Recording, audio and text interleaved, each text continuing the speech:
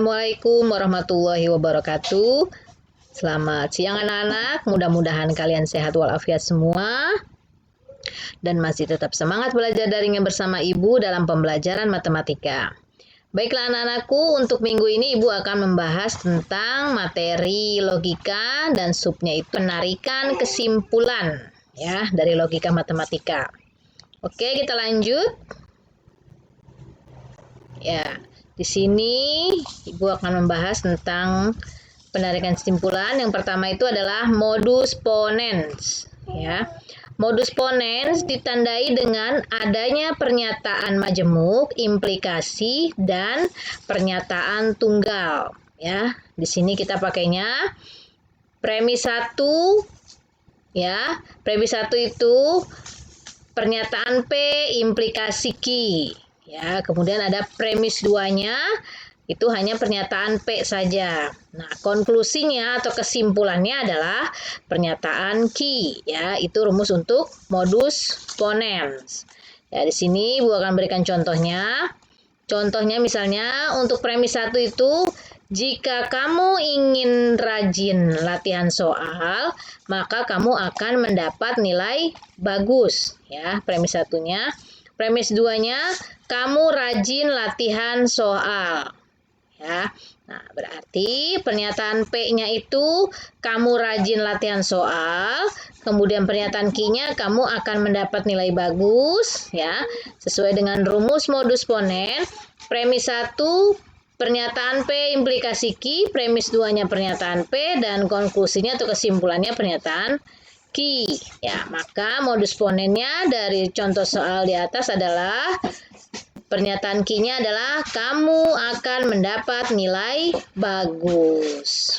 Ya, itu untuk modus ponens. Oke, kita lanjut. Kita lanjut yaitu modus tollens. Ya, modus tollens ditandai dengan adanya pernyataan majemuk, implikasi, dan ingkaran dari pernyataan tunggal. Ya, ini rumus untuk modus tollens. Premis 1-nya pernyataan P implikasi Q. Premis 2-nya ini ada negasi Q.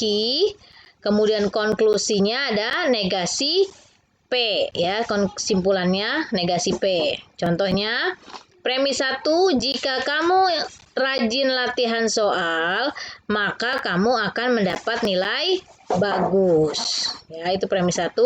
Premis 2-nya, kamu tidak akan mendapat nilai bagus, ya, karena dia negasi Q.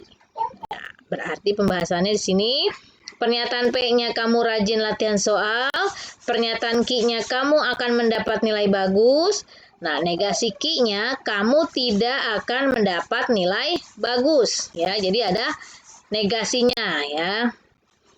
Ini sesuai dengan rumus modus tollens.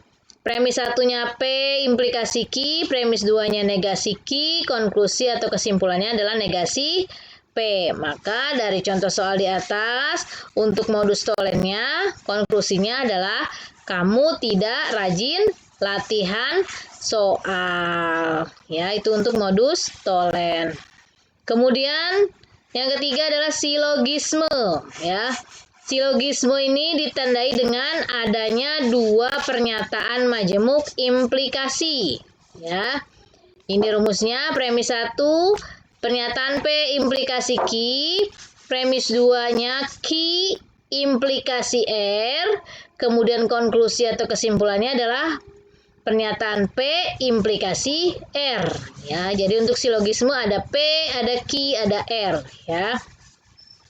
Contohnya di sini premis 1, jika kamu rajin latihan soal, maka kamu akan mendapat nilai bagus. Premis 2-nya, jika kamu mendapat nilai bagus, maka kamu akan naik kelas. Nah, berarti pembahasannya, pernyataan P-nya kamu rajin latihan soal, Q-nya kamu akan mendapat nilai bagus, dan R-nya kamu akan naik kelas. Ya, sesuai dengan rumus silogisme.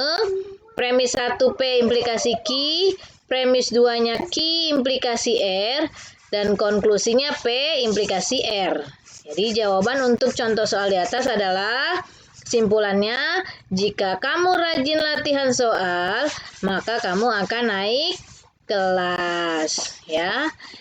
Cukup sekian materi untuk minggu ini yang Ibu berikan. Mudah-mudahan bermanfaat untuk kalian semua. Jika ada yang mau ditanyakan atau kurang jelas atau kurang paham, kalian bisa hubungi nomor Ibu atau WA Ibu. Terima kasih. Assalamualaikum warahmatullahi wabarakatuh.